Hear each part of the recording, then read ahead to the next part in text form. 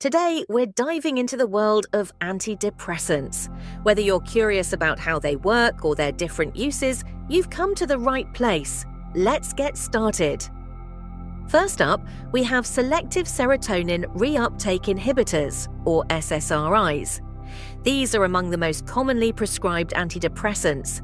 SSRIs work by increasing the levels of serotonin in the brain. Serotonin is a neurotransmitter that plays a key role in mood regulation. By inhibiting its reuptake into the presynaptic cell, SSRIs make more serotonin available to improve communication between nerve cells. SSRIs are commonly used to treat major depressive disorder, various anxiety disorders, obsessive-compulsive disorder, and PTSD. Some well-known SSRIs include fluoxetine, sertraline, citalopram, and escitalopram.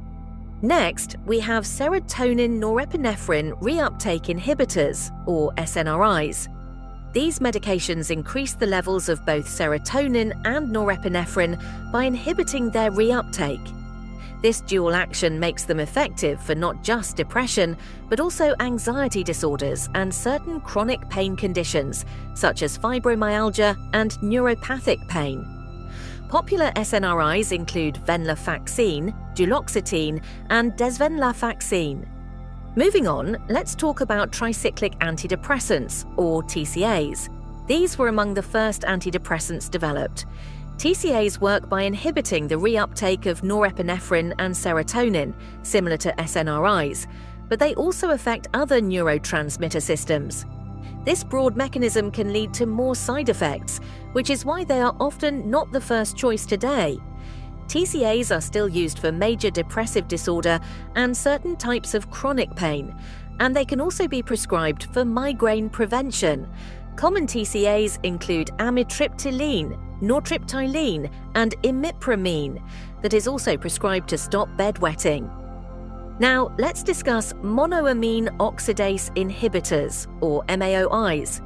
These antidepressants work by inhibiting the activity of monoamine oxidase, an enzyme that breaks down serotonin, norepinephrine, and dopamine. By preventing this breakdown, MAOIs increase the levels of these neurotransmitters in the brain. MAOIs are often reserved for cases of major depressive disorder that haven't responded to other treatments and for atypical depression. Examples include phenelzine, tranylcypromine, and isocarboxazid. Let's not forget atypical antidepressants, a diverse group with varied mechanisms of action that don't fit neatly into other categories.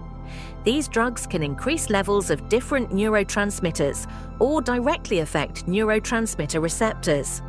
Some examples are bupropion, which increases norepinephrine and dopamine, mirtazapine, which increases the release of norepinephrine and serotonin, and trazodone, which is often used for its sedative effects to treat insomnia.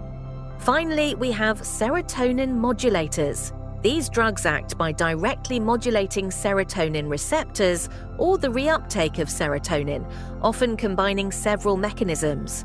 Serotonin modulators are used for major depressive disorder and sometimes for anxiety disorders. Examples include vilazodone and vortioxetine. Before we wrap up, it's important to mention that all antidepressants can cause side effects, which vary depending on the class and individual drug. Common side effects include nausea, weight gain, sexual dysfunction, and sleep disturbances. The effectiveness of these medications can also vary from person to person, and it often takes several weeks to see the full benefits. Remember, antidepressants should not be stopped abruptly. They often require a gradual tapering process to avoid withdrawal symptoms. Always consult with a healthcare professional for proper guidance and monitoring. That's it for today's video. We hope you now have a better understanding of the different classes of antidepressants, how they work, and their uses.